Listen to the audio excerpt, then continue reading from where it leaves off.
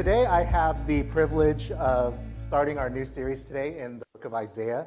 So for those of you guys who were around last year, we did another series in the book of Isaiah. We called that Volume 1. And so we're returning to the book for Volume 2. But for this series, we're going to focus on 4 specific passages in the book of Isaiah. And these are kind of famously known as the songs of the servant, or the servant songs. Yeah, that's what they're called. Right? And so these are kind of pretty well-known passages in Isaiah. They're passages that are quoted often in the New Testament from Isaiah. And so they in these passages, Isaiah describes sort of this servant figure, right? The servant or his servant, things like that. And so there's always kind of this question of who is the servant that is being talked about in Isaiah. And, if you were to ask any Jewish person who is familiar with the Hebrew Scriptures, they would tell you that the servant in the book of Isaiah is obviously the people of Israel. And they wouldn't be wrong. I mean, there are definitely places in the book of Isaiah where it's talking about, God's servant, this servant figure, and it's definitely talking about the Israelites. It's talking about the people of God. But when we come to these servant songs, these 4 passages in Isaiah, I think many people have kind of noted that when you read those passages and you read kind of what it has to say about this servant figure, that it seems like it starts to kind of branch away from specifically just talking about the Israelites, that it's talking about somebody else, some other figure. And so, for us kind of being on this side of history, having already seen Jesus come, having already seen the ministry of Jesus, that he died on the cross, he rose from the dead. We've seen that kind of outworking within history, that we can sort of reflect back. And even the New Testament authors, they quote from Isaiah referring to Jesus. Like, we can reflect back and see, the servant figure is messianic, right? That in these passages, they're messianic and they're talking about Jesus, who came and fulfilled a lot of what is talked about in these passages. And so that's kind of what we're going to focus on. And, the first slide, we skipped past it, but the first slide said love embodied. And that's really kind of revisiting, actually at the beginning of the year, and I'll be totally honest, I even kind of lost sight of this, but at the beginning of the year, one of the sort of themes that we started the church year with was this theme of love embodied, that was one theme that we wanted to sort of kind of revisit over the course of the year. And so as we look through these servant songs over these next, actually I think it's 5 weeks, but 4 passages, that's something that we want to kind of pick up on. Like, how do these passages sort of bring out for us how Jesus is love embodied? And so today what I want to do is actually, because we are still kind of in the middle of our 10-week campaign to really kind of push into studying the scriptures, right? The spiritual discipline of Bible study. And remember the last time I taught, we did kind of a group Bible study. I want to do a little bit more of that today, if that's okay, because I really want to encourage you guys to press into that. If this is not something that you normally do during the week where you guys are studying the Bible, I want this to be a little bit of practice for you and a little bit of a taste for you of what that's like and the fruit that can come from it. And so if you guys have your Bibles, let's open up to Isaiah chapter 42, verses 1 through 9. If you don't have your Bible, we'll put it up on the screen for you. And I'm going to, again, just today take us through a little inductive Bible study. And just to kind of remind you of the steps, the first thing that we're going to do is we're just going to read it. And before we're not going to just jump right away to this is what God is saying to me from this passage, right? The first thing we want to do is, no, what does it say? We're just going to read it, and we're going to read it carefully, and we're going to observe it, and we're just going to try to understand what is on the pages as well as we possibly can. After that, then we'll start asking some questions about really like what are like the big themes, the overarching kind of points that are coming out of this passage, and then we can say, okay, how is God speaking to me through this passage, all right? So let's start with Isaiah chapter 42, verses 1 through 9, and if it's cool, let's go ahead and read it together out loud, and then we'll kind of pick out some of our observations together, okay? So Isaiah chapter 42, verse 1. Here is my servant, whom I uphold, my chosen one in whom I delight. I will put my spirit on him, and he will bring justice to the nations. He will not shout or cry out or raise his voice in the streets. A bruised reed he will not break, and a smoldering wick he will not snuff out. In faithfulness he will bring forth justice. He will not falter or be discouraged till he establishes justice on the earth. In his teaching, the islands will put their hope. This is what God, the Lord, says, the creator of the heavens, who stretches them out, who spreads out the earth with all that springs from it, who gives breath to its people and life to those who walk in it. I, the Lord, have called you in righteousness. I will take hold of your hand. I will keep you and will make you to be a covenant for the people and a light for the Gentiles, to open eyes that are blind, to free captives from prison, and to release from the dungeon those who sit in darkness. I am the Lord, that is my name. I will not yield my glory to another or my praise to idols. See, the former things have taken place, and new things I declare. Before they spring into being, I announce them to you. All right. And so what I want you guys to do is let's go back into the passage now and just sort of kind of skim back over it, and let's just throw out our observations. And for those of you guys who are watching from home online, I'll try to do a good job. I know you can't hear them, so I'll try to do a good job of sort of reporting back to you guys what they said as best as I can. But as we go through this, and today we'll kind of narrow our focus a little bit because, we are talking about the servant. So maybe we'll kind of narrow our lens to, like, what does this passage tell us about who the servant is, what the servant is like, what the servant does, like what is the ministry and the mission of the servant. But yeah, if you guys wouldn't mind, let's just kind of throw out, what are your observations here from this passage? Who is he? What is he like? What does he do?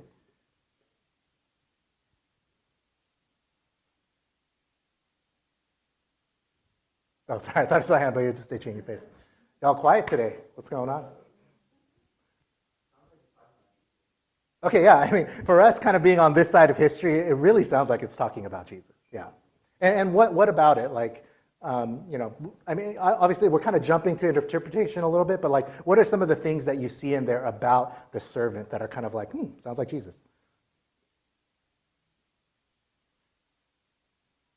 Anybody, it doesn't just have to be Elliot.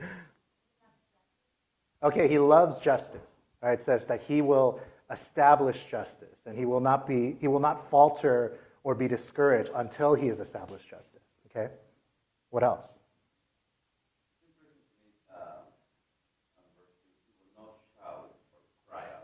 Okay, he will not shout nor cry out. And why does that stand out to you?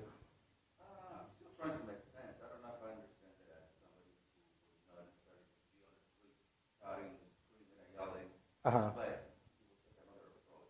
Yeah, okay, yeah. It doesn't seem like he'll be just out there like yelling and shouting at people, but a different approach. Okay, okay.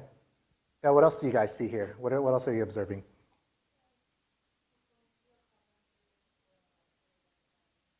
Okay, he will be a covenant for the people and a light to the Gentiles. Okay, and any just kind of thoughts or observations about that statement?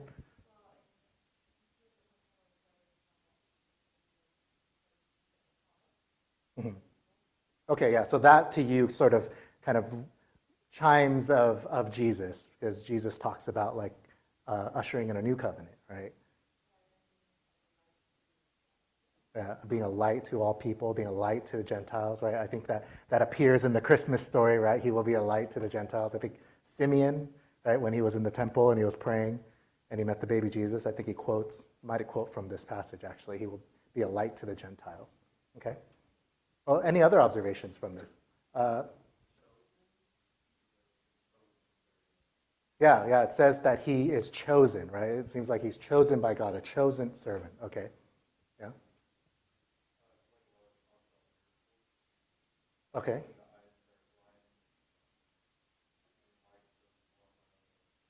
Mhm. Yeah, so kind of like miraculous language of giving sight to the blind, freeing the prisoner, or what's the last one? Like release to the one who is in darkness, I think, or dungeons, I think. Yeah, okay. Any other observations here?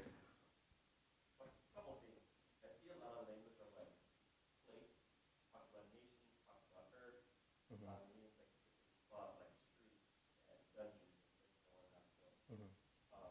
It almost sounds like that's where justice is taking place. Okay.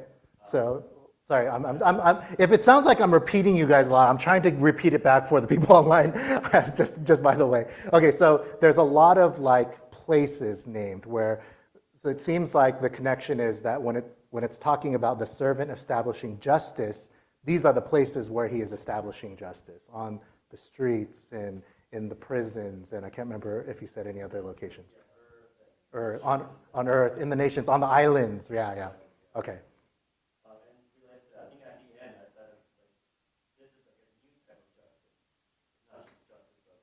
Mhm. Okay. There's a new kind of justice, not something that has already been seen on the earth. Okay. Anybody else?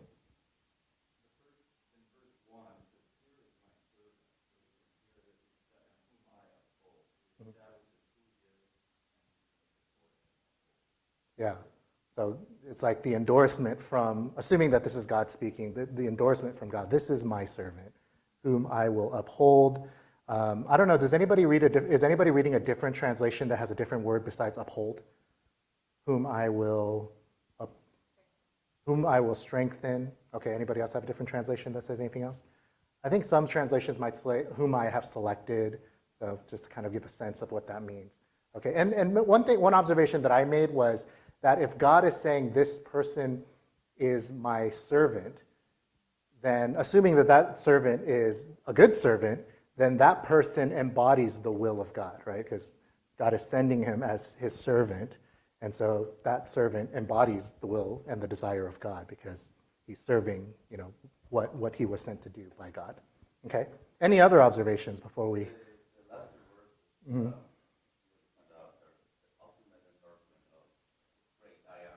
Uh-huh. I am the Lord, this is my name, I will know you. So he Mhm. talks about himself. Yeah. After he said all that about Messiah or what we're talking about, Mhm. I'm endorsed. Yeah. The great I am, I. Yeah. So it makes very clear who is the one who is doing the sending. I am the Lord, the great I am. This is my name. So it's clearly it is God who is sending and endorsing, and whose will he represents, this this servant figure, this messianic figure. Okay. Anything else anybody wants to kind of throw in there? So I think we've got a pretty good kind of list of observations in terms of who the servant is. So he's sent by God. He represents the will and the desire of God. He seems to be different.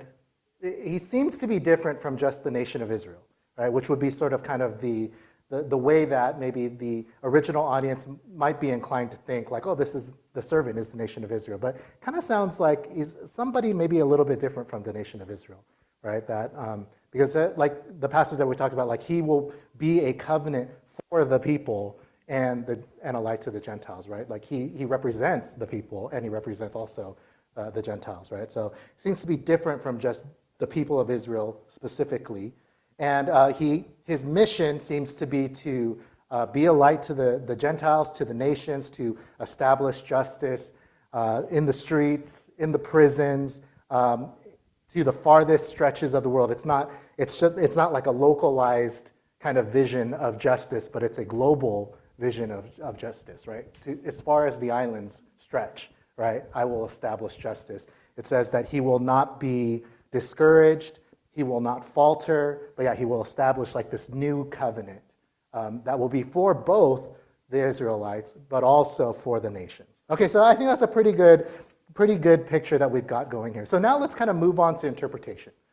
So first of all, as we kind of go through this, are there any questions that are being raised for you guys as you're kind of trying to process this? What are the questions that are coming to mind that are, you feel like I feel like this is an important question to answer if I really want to kind of get at what this passage is saying to me about the servant?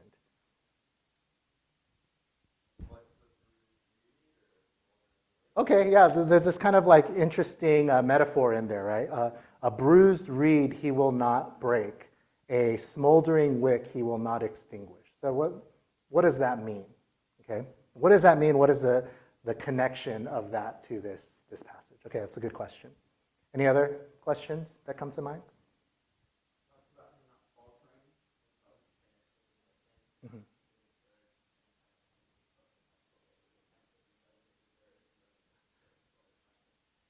Yeah. Yeah, that's an interesting question. Like, okay, this person is not going to be discouraged. This person is not going to falter until they establish justice.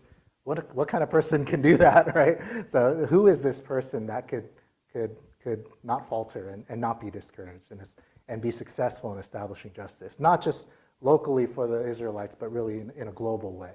Okay. Any other questions that kind of come to mind here? One question that I had was, what does he mean by justice? Right? It says he will establish justice. Like, yeah, I was like, I wonder if we could get to a little bit more precise definition of what we mean by justice. Because at least in my mind, I feel like like if somebody said, I'm going to bring justice, it could mean like, I don't know, I feel like there's like a positive way to take it, like I'm going to bring justice. But there's also a negative way, like, oh, I'm going to bring justice. Like you're going to pay, right? I'm going to, justice, right? There's more of like a kind of a hard edge way that you could take that. So I'm kind of curious, like, what does he mean here by I will bring justice to all the nations, to all the islands? So that's a question that I have. Okay, any others you guys want to throw in there? Okay. Oh, go ahead.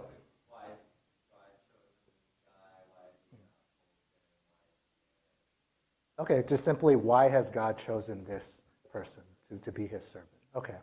So now let's try to answer. So now, I mean, again, I've said this previously, but up until this point, we're trying not to jump to what does it mean to me, and number two, we don't want to jump to like commentaries or like if you have a study Bible, we don't want to jump into those too quickly. But I think now that we've really read it and spent some time in it and kind of pulled out some thoughts and pulled out some of our questions, now let's bring all of our resources that we have into trying to answer those questions. So I'm going to try to let's see, any of those questions that we named, I made the same mistake last time, I should have wrote them down. But any of those questions that we just named, can anybody maybe bring some thoughts, some insights to that, maybe just based on your own knowledge of this passage, or maybe you have a study Bible in front of you and it gives some good insights there, or good cross references. Anybody able to bring some good insight to any of those questions that we just talked about? See, what were the questions? The questions were, let's see, what was the first question, John? Oh yeah, the bruised reed. Okay, let's start there. Does anybody feel like they got a pretty good handle on what that metaphor is and what it means? Oh, you don't? Okay. Just wanted to make clear I don't, but yeah.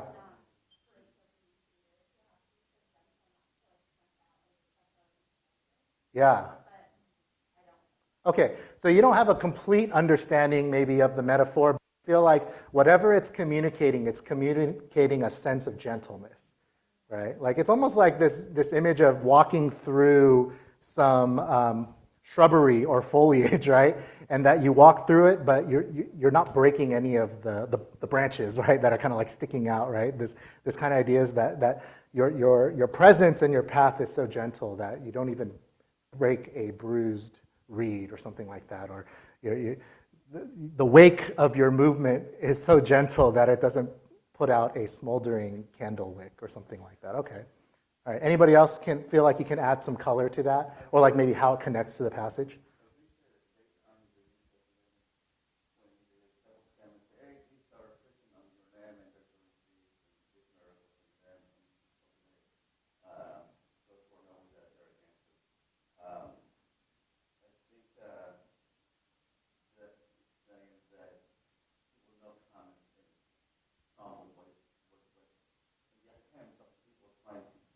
Get right with God.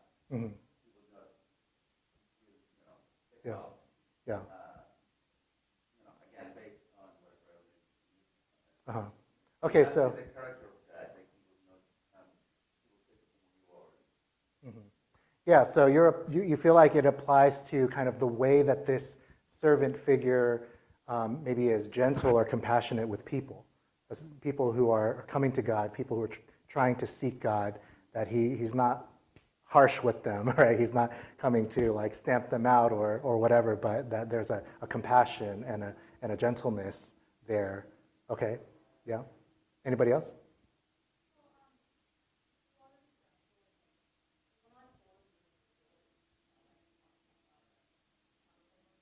Mm. Mm. Yeah.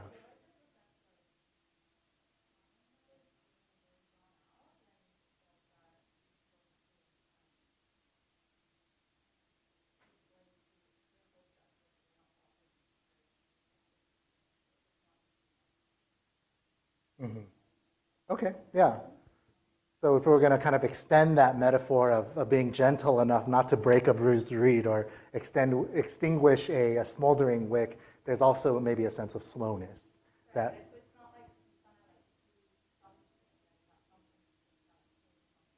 mhm, yeah.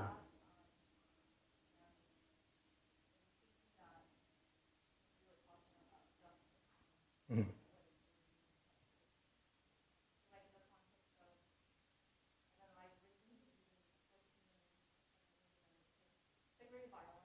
uh-huh,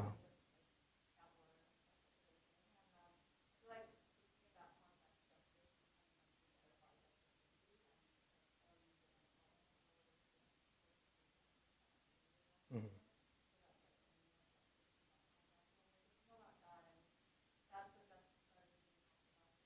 mhm,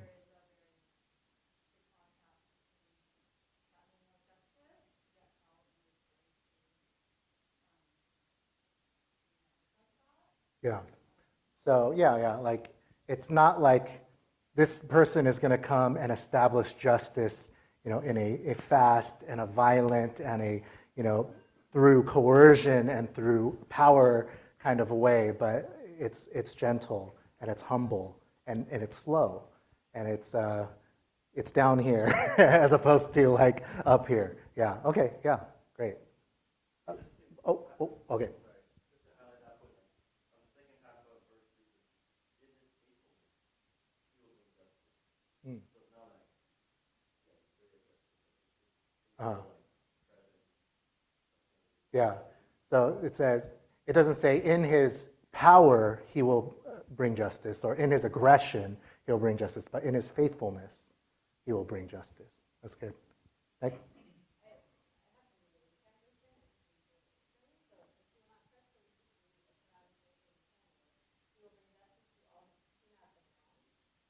Mm.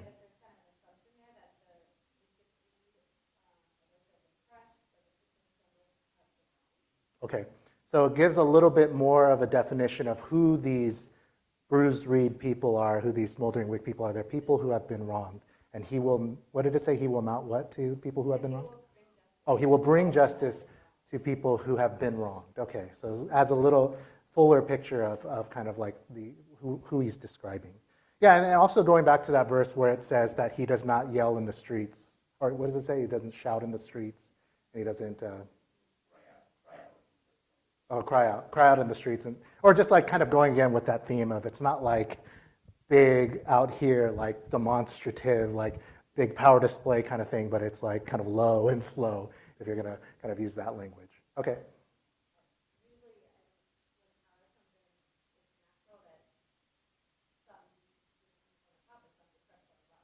Mm. Hmm.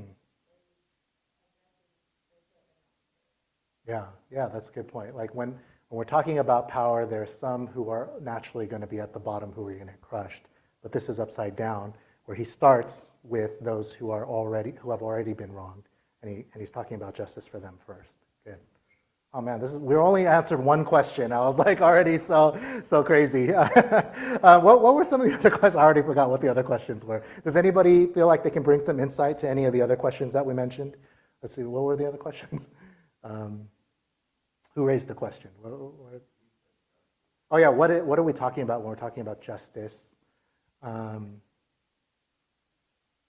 well, I can bring some thoughts to that. Like, because yeah, it is possible that you could hear that verse and say that God is going to establish justice to the nations. You could hear it as like almost like I'm going to judge the nations. And not to say that language isn't in the Bible. That language is definitely in the Bible. But here, where it seems like it's giving a picture of like justice being like for the world, right? The islands will hope in his justice. I think it says later in the passage, right? So it's not just hope for Israel because I'm going to squash the nations. That's not really the picture here, but it's like a hope, this new covenant, this justice that will be for the people, for Israel, but also a light to the Gentiles. It'll be really a global hope. It's a hope for everybody, right? So I don't think it's that negative sense, but it's more of like a positive, like a hope for everyone, right? Extending out to the world. So yeah, let's see. Were there any other questions? Does anybody remember any of the other questions that were raised? Maybe it wasn't important. Forgive me if that was your question. I don't mean to imply that your question wasn't important. So now that we've kind of done some interpreting, now let's kind of move to application. Now I think we've done enough work where we're ready to really like safely, okay, how is this speaking to me? How is the Spirit using this scripture to speak to me personally, directly, or us as a body of people reading this today? Like, what are some applications that we can kind of pull out of this? So I'm just kind of curious to hear what you guys have sort of, what is the Spirit sort of kind of moving in your mind and in your heart right now as you kind of let this word wash over you and speak to you?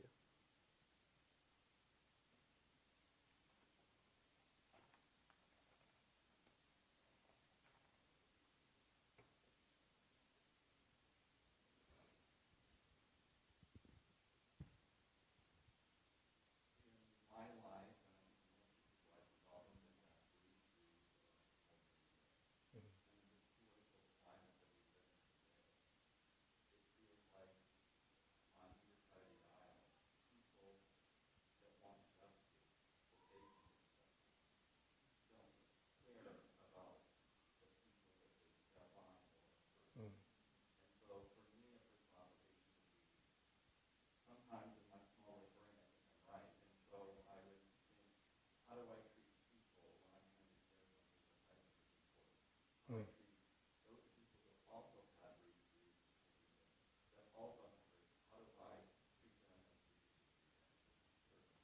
Yeah, that's good. Yeah, I'm going to try to repeat that back in a coherent way so that people can hear it online. But yeah, I mean, basically, we've all, in different ways and forms in our lives, been that smoldering wick and been people who are hurt, or been people who are kind of at the bottom, or whatever, the powerless. And he was saying in today's climate, there's a lot of kind of, what would be the word, where basically it's very cleaved. I can't think of a good word. Polarized, there you go, polarized. Cleaved is a poor word. There's a lot of cleavage, and that's not the best vocabulary. Polarized is better, yes, polarized is better.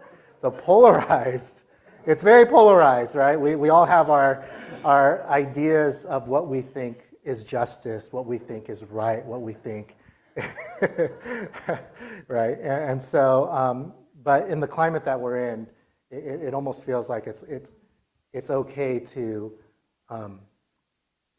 it's okay to push for what you believe is right or just at the expense of those who disagree with you, right? But to really see kind of Jesus's heart and love embodied, that it's not enough just to be like, I love and I will defend the cause of the people who agree with me or I agree with, but that there's this sense of caring also for those who are on the other side of the aisle.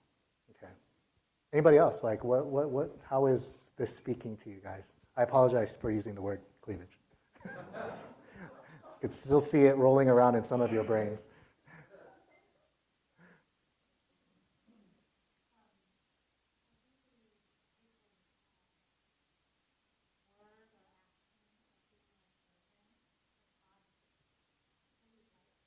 Mm.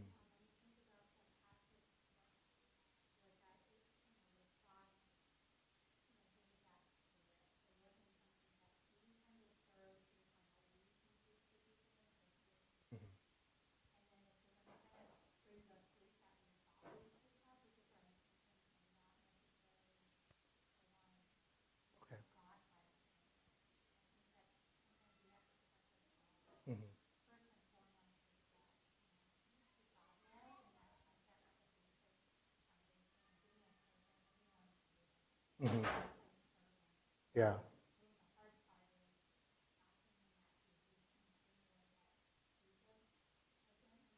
Hmm. Yeah.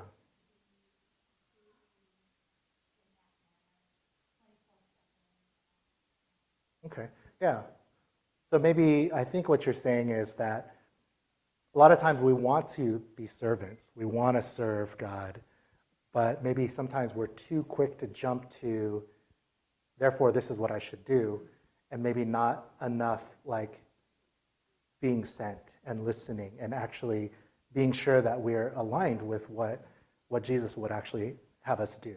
Sort of kind of how we talked about, like if I am a servant, that means I embody the will and the desire of who I serve, right? But to be sure that we sure that we actually align with that, like what Jesus would actually have us do, and we're not just kind of off on our own mission, what we think is right. And so, are we doing that? And how do we do that?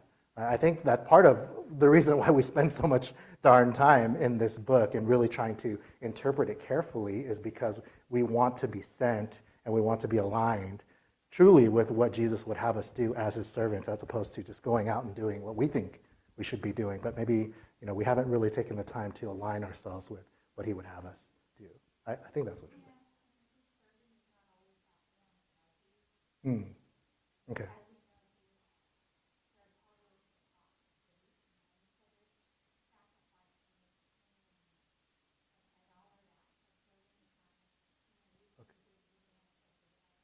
Okay. Yeah. And sometimes we're chasing a feel good for ourselves as opposed to maybe what might come with truly being aligned with his will, which could be sacrifice and suffering. Okay. Sure. Maybe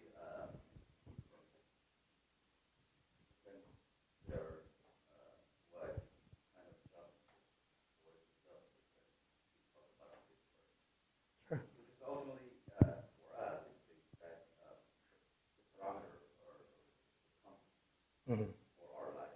Yeah. And I don't think that it has to do with social justice that we necessarily. It has to do a little bit, but it's not necessarily. Okay. So yeah, I mean, does anybody have some more thoughts that you could share? Well, I mean, very, maybe not coincidentally, but Vanessa, after I get out, get done here, Vanessa's going to come up and share a little bit more. But yeah, any more thoughts on kind of like, is the Lord speaking to you through this any more about like justice and what is meant by justice? Yeah, so I honestly, I've had a week where I feel like I realize how quickly I can lean on my own ability, Hmm. especially when we're like in practice of trying to do these things, right? Um, and sometimes it's easy to feel justified in a strong reaction towards things. And this verse specifically talks about changing values and truth.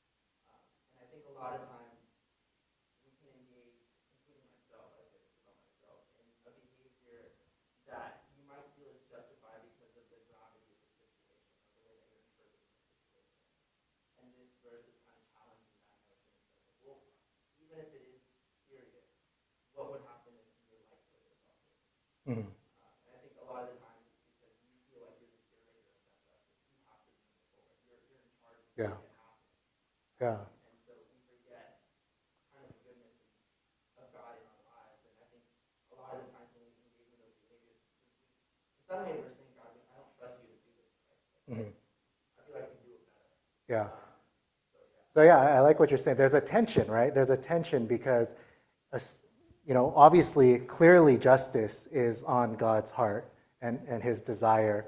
And so as disciples of Jesus, it should also be on our heart and it should be one of our desires and we should cooperate with him in that. But there's a tension there, right? Because it's like, yeah, like you said, that sometimes we feel justified in maybe reacting more, or I don't know exactly what's the best way. Sometimes we feel justified in being indignant or maybe being more forceful with it or whatever it might be because of the gravity of it, right? We're talking about, assuming that we're talking about people and their suffering or injustices that they're encountering, things like that. Like it feels like the gravity is so much that of course we should be passionate, and maybe we should be shouting in the streets. And so there's this tension of, okay, how do I reconcile that with here, the servant? When we're talking about Jesus, like there's a sense of, there seems to be this sense of like calm and this sense of not shouting, right? And like, does that necessarily mean that we can't be more, energized and more passionate and more, I don't know, like forceful and so, like, you know what I mean? Like I don't know the answers to these questions. I'm just saying, kind of what you're drawing out here, there's a little bit of a tension of how do we apply this as disciples? And even for me, like maybe not quite like where you're coming from. I think the tension for me is that, like, I know God is about justice and I know I should be about justice, but at the same time, I'm like, yeah, there's this tension of, man, I feel like most of the time I can't even like figure out how to like, I can't even figure out how to find enough margin in my life to like see my family for a birthday once in a couple of months. You know what I mean? Like just like I guess I'm trying to figure out for me personally, like how do I be about this? But at the same time, I feel like I don't even have margin in my life for like these very small things. Like how do you find margin to also like really be about justice and be, making a difference and things like that. And I don't have the answer to that. Like there's a tension there. But I think for me, one thing that I really get from this in regards to that is it's a tension. I don't know how to put it all together in a nice package, but something about the fact that Jesus does not get discouraged and he will not falter, right, until he establishes justice. There's something there, because I know that for me, when I try to do these things, I do get discouraged and I do falter.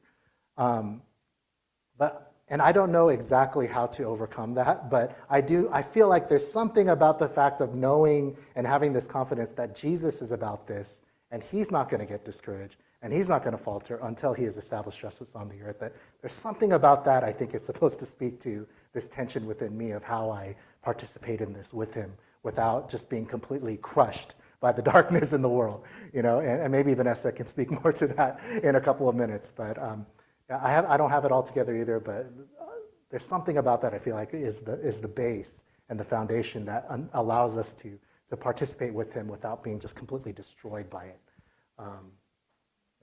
Anybody else? Anything you guys want to share? I think I should probably wrap this up, but Steve.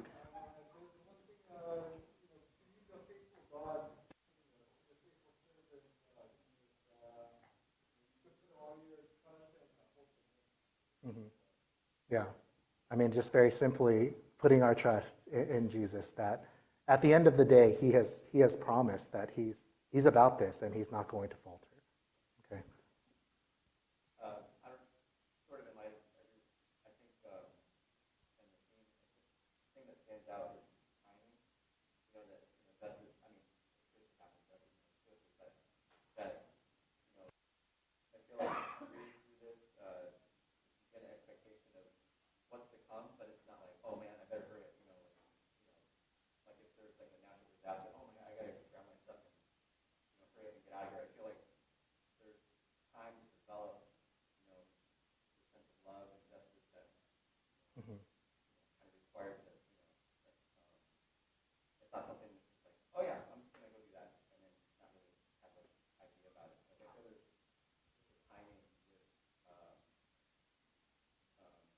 knowing what to expect, and then for maybe folks that are on the receiving end of justice, or those that are already prepared, that there's a timing where there's a, I don't know how to say this right, but there's an amount of time to be able to prepare and get into it, not let it just like Okay. Yeah, maybe just kind of going back to that, what we talked about before, about that sort of low and slow picture of kind of the kingdom. Yeah. Yeah. Yeah. Yeah. It's not instant justice. Yeah.